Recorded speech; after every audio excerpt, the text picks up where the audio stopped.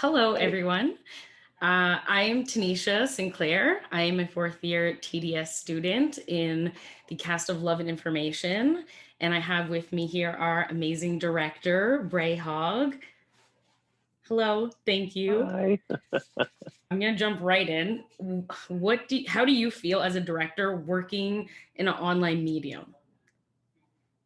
Oh, well, not my first choice, but I think that that's largely motivated by, if I'm totally honest, a little bit of fear, right?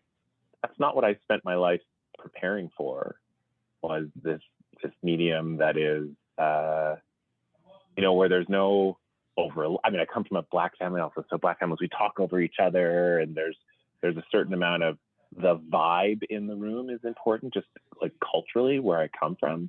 And so working in a space where that doesn't exist because everyone's on mute so that everyone can be heard, right? Where we all kind of build in these pauses in our conversations to allow other people's space to speak. Like it's this stilted, kind of stunted way of conversing and of being in space together that I have like been utterly unprepared for. So, I think I was afraid of the medium a little bit. And I had to get on top of that. Do you have any tips for artists, directors who are working in the online medium, how to combat that challenge? I think for me, what I try to do in this process is to take myself out of the middle of it, put you all as a group of interpretive artists more in the driver's seat of deciding the general aesthetic, tone, spirit, mood. And because I also feel, given that you are all of a different generation than me, that you understand a lot of this medium much more instinctively. The cast had this facility with technology that they didn't want to shy away from. And certainly as we moved towards Love and Information, the notion of information and technology and how we communicate and how we share love, it made a lot of sense to continue having you, the cast, as much as possible in the driver's seat. I have a question for you. Yeah. Can I ask you a question? Okay, so I'm curious, what did that feel like? Because there were some times where I kind of thought I'd be like biting my nails, saying, "Oh my gosh, Ray, direct! You have to direct." Did you feel rudderless? Did you feel like you didn't have a director in the process, or did you understand that there was somebody also looking at the larger picture, but trying not to dictate? Like, how did that feel? It felt like we definitely had a guide.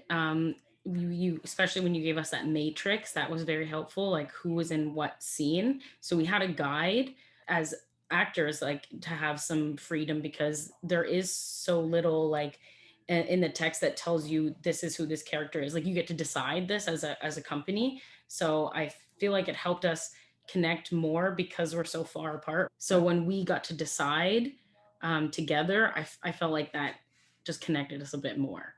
That was like part of the strategy of creating the room too, right? Like by giving you ownership over the material, I think it allowed, I mean, I don't know, I'm not part of the cast, but I think it allowed you to retain interest in the play. Certainly what you all brought forward, like I think I said it a million times, like you're so intensely creative, like it's what you're bringing is so much better than anything I could have imagined. Well, that kind of leads into this question then. What is something that has surprised you about this process? I'm surprised how attached I've become to you all through this process. I say that with like a little grain of salt, meaning, of course, like I think it's inevitable that like a director falls in love with the cast. You spend so much time together, but there's this added layer of being in one another's homes that like I got to know your dog, and I got to know some of your partners, and I got to know some of your furniture, right? And like you certainly, like I have young kids and they come home and they make noise, and I'm married to a French Canadian and he's amazing, but he has like a carrying voice. So I feel like my family was like really present in rehearsal. Oddly, also, it never felt like we crossed a line. Like I don't think I was ever like, oh, I don't want to see this part of your life, right? Like I don't think we crossed any boundaries. But it was just like it's a tiny glimpse into a little bit more of what makes the person, you know. And with the play, I think I'm surprised at how like the emotional punches that it carries. Like many of the sections just leave me like, oh my gosh. This is the kind of play that I would encourage viewers to read on their own. And for people who don't know, we were talking about this a little bit earlier. The original play that we were supposed to do was Weldon Rising. Amazing, amazing play, which you should also read. But because of the COVID restrictions, there was some rights issues, and we ended up searching for a new play as a cast. And with Love and Information, we found that because it's so open with no backstory or anything like that, like we were saying, we could kind of add meaning to ourselves if we wanted to, and make these like gut wrenching scenes. And another question I wanted to ask is like, do you think that we successfully were able to incorporate those same themes that we really wanted to talk about and explore in Weldon Rising in Love and Information? Just by pairing, so if the scene was, one of the scenes features, it's called Rash, and it's, I think, 7 lines long. And it's 2 people talking about a third living thing with a rash. We don't know if it's a plant. We don't know if it's an animal. We don't know if it's a baby. But I put 2 men on that, and Weldon Rising, dove deeply into homosexual love and queer love and homophobia and misogyny and violence. So those are some of the themes that we didn't want to let go of, particularly the beautiful depictions of queer love between women, right? That were, I think, as peculiar as their relationship is in Weldon Rising, they're accurate and I think healthy in its own way. Like that, there's in its own twisted way, it's a healthy relationship. So we didn't want to lose those things. So by virtue of putting the 2, male presenting cast members in that scene, suddenly it became a scene about young gay fathers and a baby, right? Mm-hmm.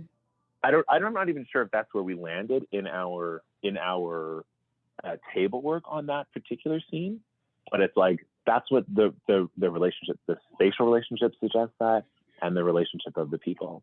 What is one of your favorite scenes, one of your favorite vignettes, and maybe a little bit about like why? Maybe it was like the way we filmed it, or just like the way it turned out. Oh my God, it's like choose which baby you love the most. This is not a cop out, but the last scene, which is not, it's called last scene. It's not actually the last scene in the play necessarily, but it's called last scene. I think was our only group scene, right? Like everybody's in that one, full company. It was the only time in the entire play that I actually got to watch you as a company act in real time, right?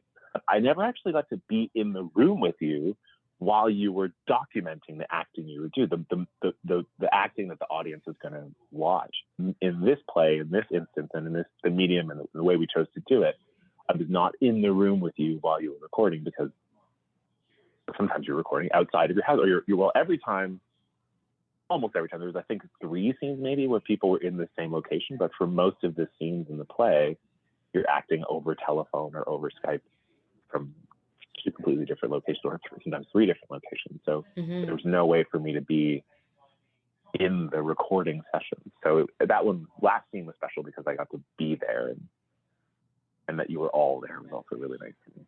It was really special for us too, to all be in company acting together, like because we're all split up, and it was like the last scene. Not that it's the last in the play, but yeah, it was one of the last that we did. So that's right, yeah.